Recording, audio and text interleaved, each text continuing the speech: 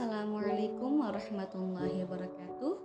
Perkenalkan, nama saya Titin Khotmiatin dengan NIM 22S1PAI 0130, Program Studi Pendidikan Agama Islam, Fakultas Tarbiyah, Universitas Islam Bunga Bangsa Cirebon. Saya berasal dari Desa Kerangian, Kecamatan Kertanegara, Kabupaten Purbalingga.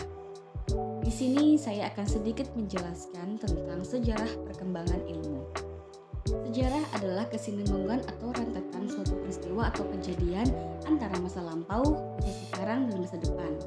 Secara garis besar, Amsal Bakhtiar membagi periodisasi sejarah perkembangan ilmu menjadi 4 periode, yaitu pada zaman Yunani kuno, pada zaman Islam, pada zaman Renaissance atau zaman modern, dan pada zaman kontemporer.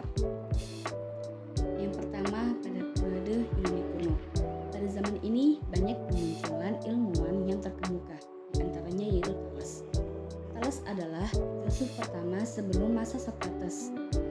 Yang kedua ada Pythagoras. Ia merupakan seorang matematikawan dan filsuf Yunani yang paling dikenal melalui teoremanya. Yang ketiga ada Socrates. Ia merupakan generasi pertama dari 3 ahli filsafat besar dari Yunani. Yang keempat Plato.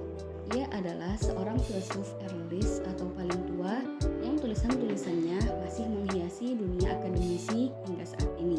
Dan yang terakhir ada Aristoteles. Ia merupakan orang pertama yang mengumpulkan dan mengklarifikasikan spesies-spesies biologi secara sistematis. Yang kedua, pada periode Islam. Pada sekitar abad ke-6 sampai 7 Masehi, obor kemajuan ilmu pengetahuan berada di pangkuan peradaban Islam. Di antaranya yaitu muncul Al-Khwarizmi, Ibnu Rushd, Al-Idris, dan dalam bidang kimia ada Jabir Ibnu Hayyan dan Al-Biruni.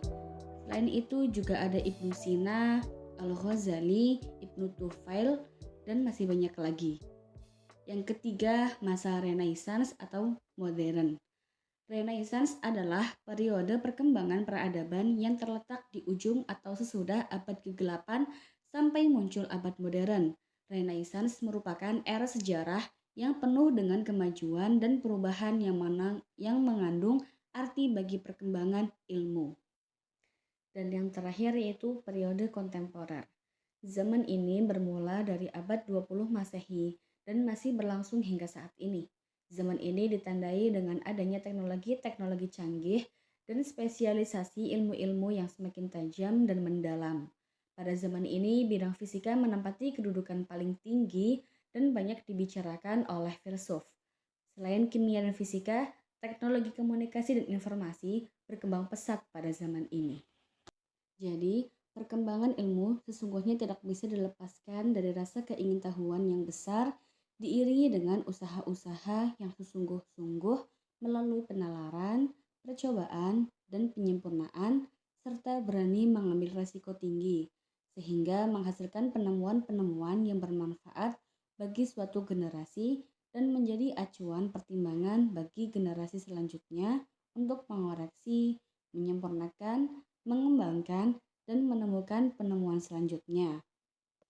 Faktor inilah yang kemudian menjadi spirit dan motivasi bagi pesatnya perkembangan ilmu, pengetahuan, dan teknologi.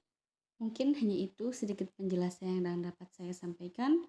Kurang lebihnya mohon maaf. Wassalamualaikum warahmatullahi wabarakatuh.